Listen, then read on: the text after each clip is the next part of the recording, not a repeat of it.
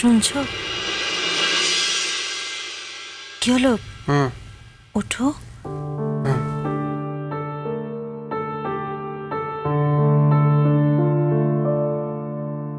কি হলো? ওঠো, তাড়াতাড়ি ডাকতে বলেছিলে তো। কি আরে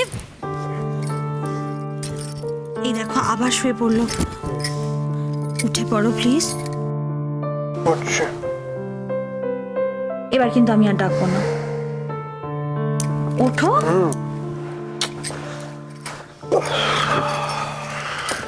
এবার তাড়াতাড়ি রেডি হয় না।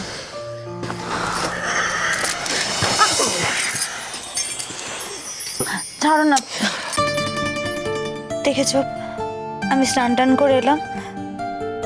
আমি যদি জানতাম তুমি এরকম করবে তাহলে আমি কিছুতেই তোমাকে ডাকতে আসতাম না।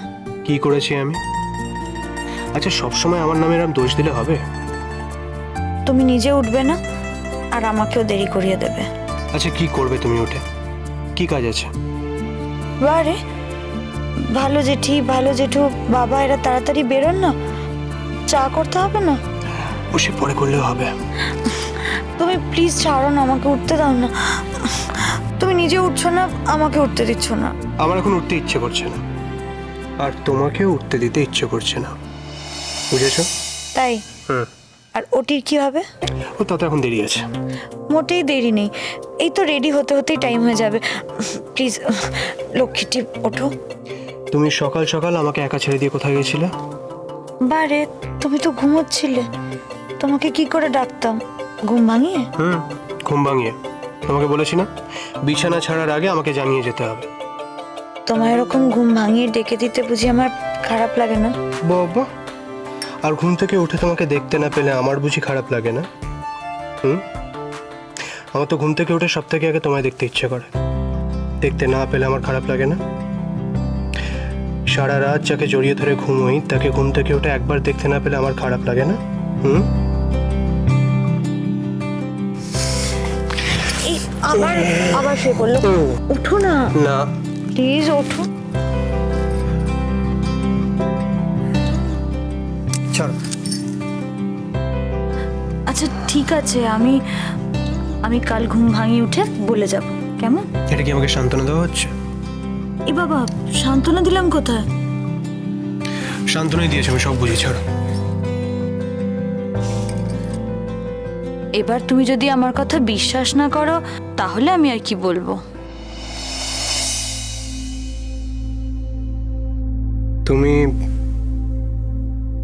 এখনো রাগ করে আছো আমার উপর? অভিমান আছে এখনো আমার উপর?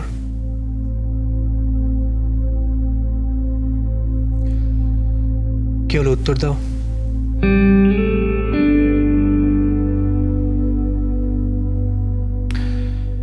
তোমাকে এই ভোরবেলা লাল পাড় সাদা শাড়ি পরে কি সুন্দর লাগছে তুমি জানো?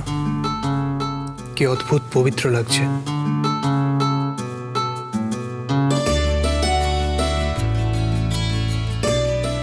একদম এঞ্জেলের মতো, মাই এঞ্জেল।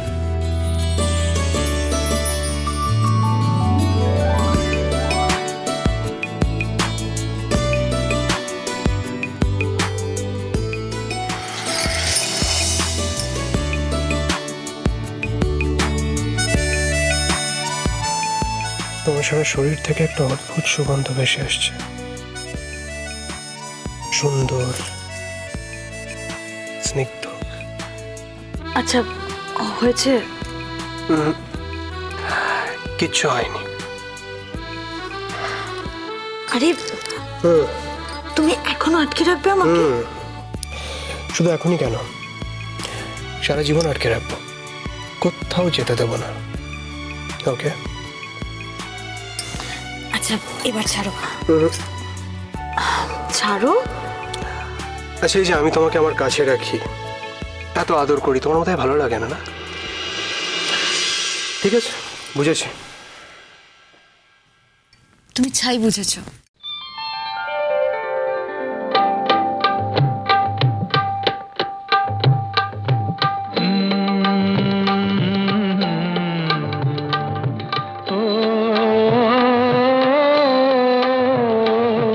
तेरी बिंदी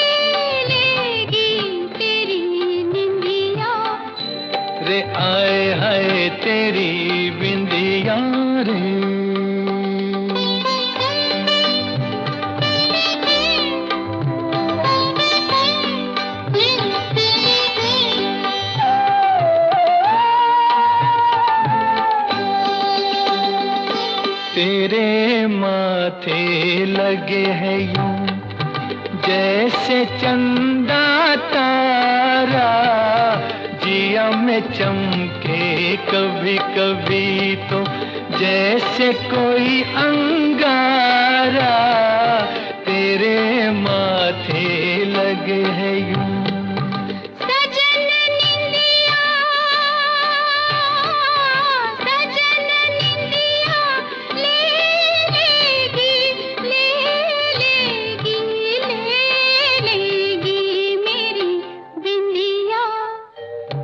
आए हाय तेरा झुमका रे, आए हाय तेरा झुमका रे। चैन लेने ना देगा सजन तुमका, रे आए हाय मेरा झुमका रे।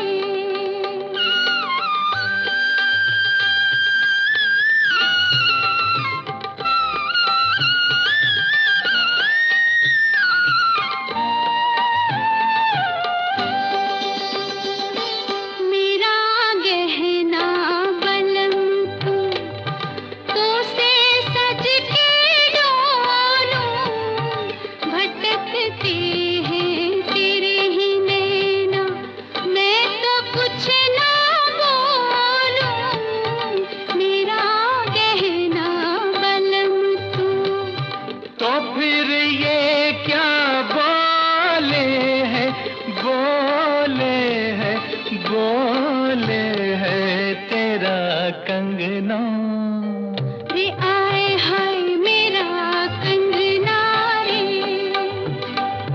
बोले रे अब तो छूटे ना तेरा अंगना, रे आए हाय तेरा कंगना रे।